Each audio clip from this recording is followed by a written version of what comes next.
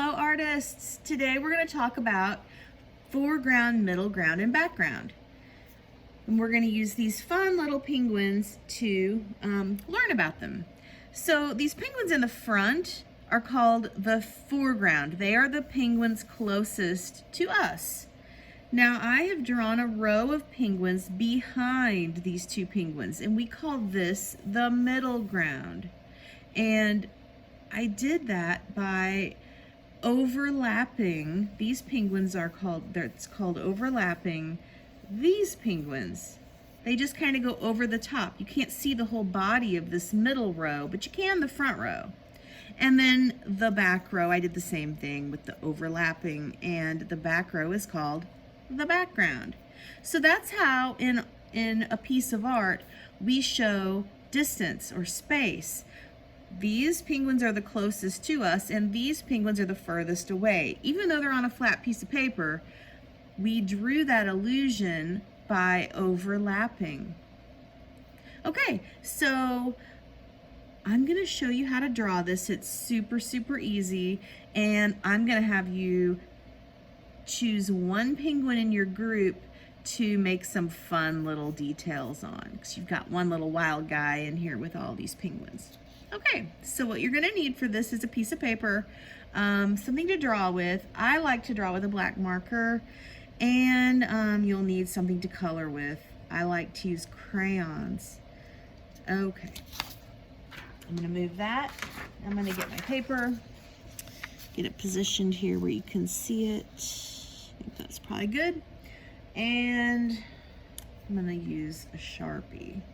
Okay, so that first row of penguins, which we call the foreground, I'm just gonna draw a couple of arches. And I don't want them to be the same height. I want one to be taller than the other. It would be boring if they were all the same exact size.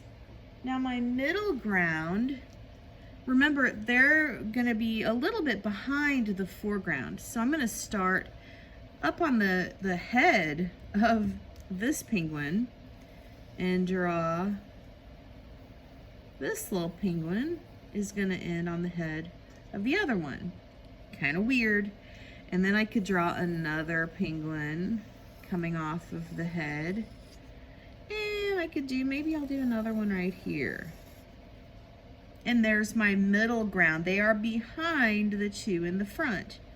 And then I can draw my background. I'm gonna do the same thing. I'm gonna start on the top of this guy's head, and I'm gonna draw this penguin. And maybe I'll have a little bit of a shorter one. And let's see, should I fit one more? I don't think so. I think I like the balance of that. I think that worked out pretty well. Okay, so once you get all of your penguins, then you can go through and turn them into actual penguins. And that's super easy to do because I have my arch. All you have to do is draw a smaller arch inside. I like to make a little V right there on his head. Then you can draw your eyes and your beak. And the pupils, which are the black dots in the eye, you can make looking anywhere you want. So I like to kind of wait and see on that. I'm gonna wait. I'm gonna do this penguin.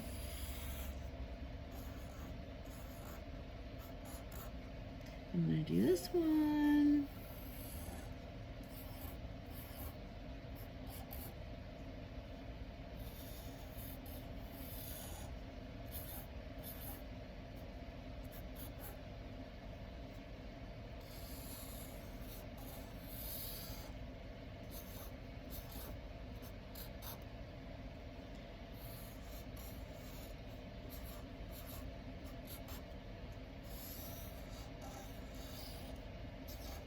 And there we go. Okay, now that I have all my penguins, I'm gonna pick one to, I don't know, do something silly with. And I think, let's see, I kind of like doing the middle one. Or maybe it's this guy right here. I think I'm gonna do this tall one in the back actually this time. I'm gonna put a bow tie on him. He's feeling fancy today. And let's let's see. Maybe I'll turn these into some glasses. There we go. Put some reflection on there. So this guy's got glasses and a bow tie. And since he's in the back row, if he was one of these front ones, I couldn't really draw a hat because I might have to overlap, like especially this one, I would have to draw over my Sharpie down here. This guy in the top, I could put a little hat on him. All right, let's see. Put a little top hat.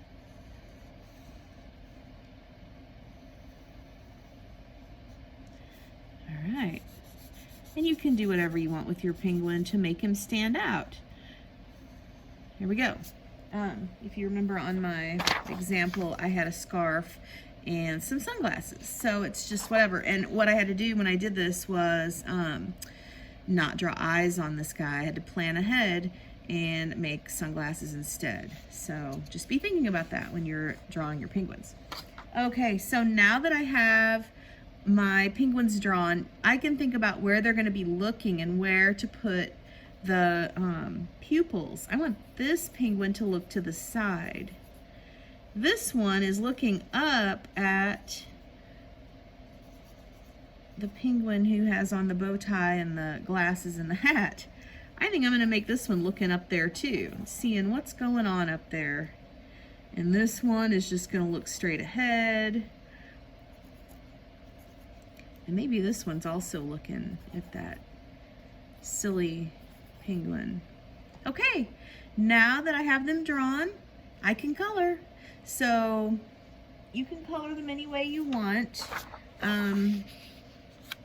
If you have a black crayon, that would be nice to use for the outer part of the penguin. Leave the inner part white because that's how penguins look. And then the beak, I chose orange. I mean, you could use yellow or whatever. And then, of course, for your little special guy here, you could use whatever colors you want. And then I just made mine a sky by coloring it blue, but you could color your background, which is what this is. You could color that any color that you want. Okay, well, have fun. Send me a picture on Seesaw.